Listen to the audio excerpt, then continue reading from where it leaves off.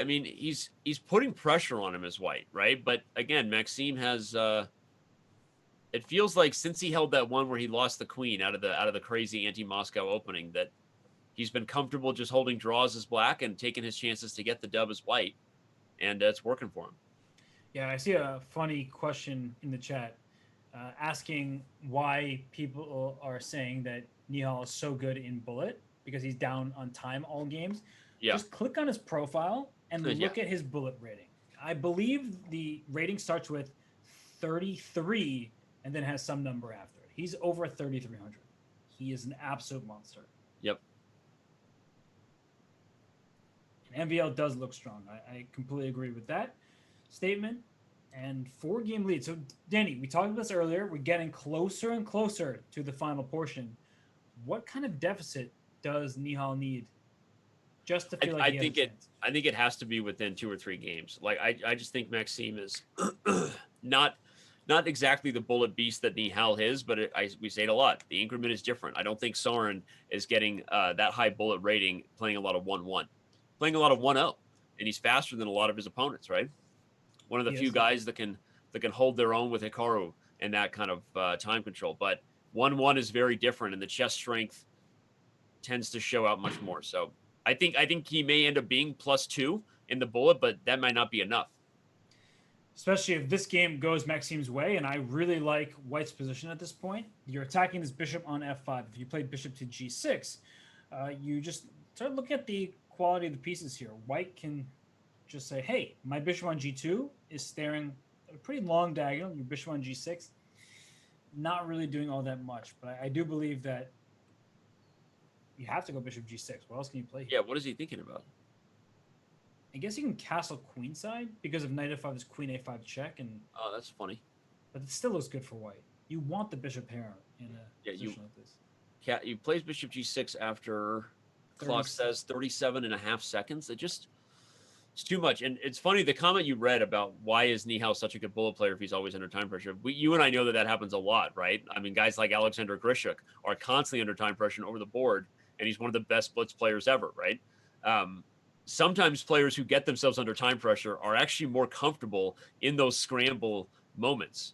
So I don't think this is indicative of what we're saying not going to be true. I think Nihal will have a good chance to make up a couple games in bullet, but you don't want to be down 5 games. And while he may be comfortable in the time control, I don't understand why he spent 38 seconds on bishop g6.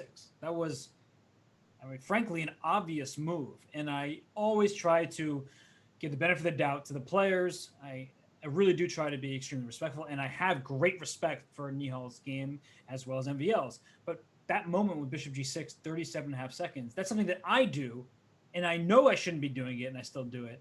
But I guess while I'm watching this match, it's something we've seen game after game. B4, I love that move. Throw caution to the wind, go for the attack, right? You're preparing to play B5, undermining the diagonal, turning your bishop on G2 into an even greater beast, perhaps a Leon beast. Oh, did I do that? Did, Unfortunately, you did. unfortunately, I did. That was a pun with some fun. Here comes B5. I love this idea. You know what he's gonna do after c5? He's gonna play b6. Oh, that's so nasty. Let's show it. Analysis board to the Batcave. If C5 B6, the point is if the queen takes everyone, you put a rook on the B5 with tempo. Awesome. And if the pawn takes, you play knight to B5, almost as devastating. That's actually really tricky to deal with. Here we're gonna find out. He plays C5. Oh, he doesn't go for it. He missed it. It's like a common idea, right? Where you just give up. Yeah, where you sacrifice the pawn with Tempe. And this could work out even better for him, but I was looking. Well, I was going to say it could backfire. I mean, even the computer agreed. The computer liked B6, not knight to B3.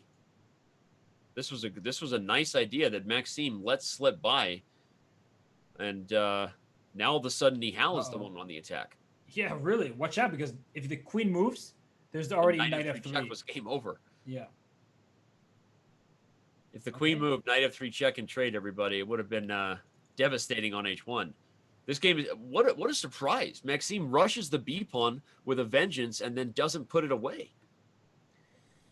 He's going to lose this game. This could be a momentum shifter. I think Nihal's going to go. This is what have we said? Nihal has not had a game where he could pop off, as the kids say, in quite some time, right? And here he goes. You said it. Here comes F5, and there's going to be some popping. F5 looks great. Although B6 now is obviously a threat, right? The pawn's on B5 and A5, so B6 is coming. He doesn't care. Yeah, but it's a little slow. There you go. Okay, Sarin opening up the A file. Are you sure? Whoa. Yeah, I saw that bar now just go up a lot. I don't like the fact that the A file is open.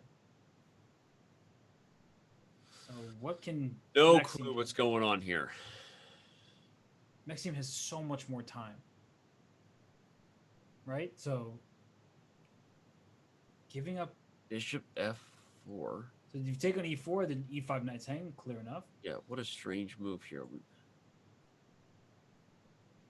And so Looking for some crazy checkmate ideas. C4, if you trade everything and you check and trade on G8, do you win the knight in the end on rook D1?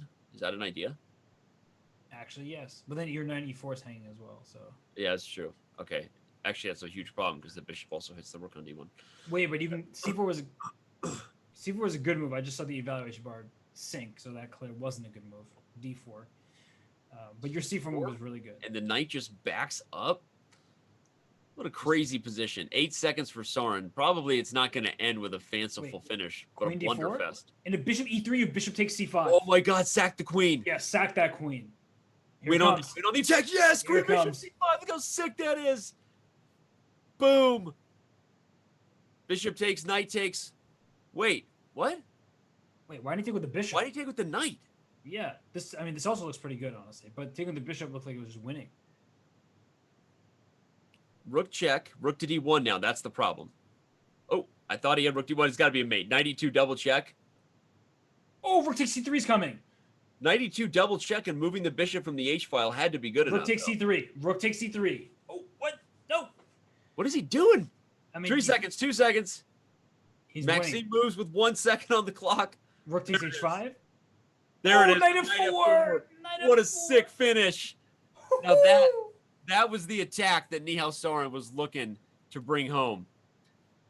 Wowzer, wowzer. Let's back up and show actually how that finish was, because it was interesting.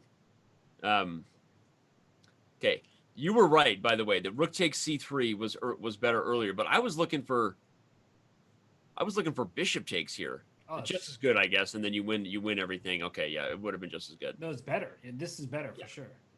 Okay, so I thought White had rook D1. I think this was the move that he missed. What a hard move to play. In time Then you have trouble. C3 coming. And if the king But I moves saw it in on- real time, because if you take, you have C3, and if you move the king off, well, then you can sacrifice on D4, I think, and get out. No, but you're down like a million pieces. Okay. Right? I don't know. Whatever. You're right. Clearly, you're right. I just But don't rook see takes it. A8, C3 was played.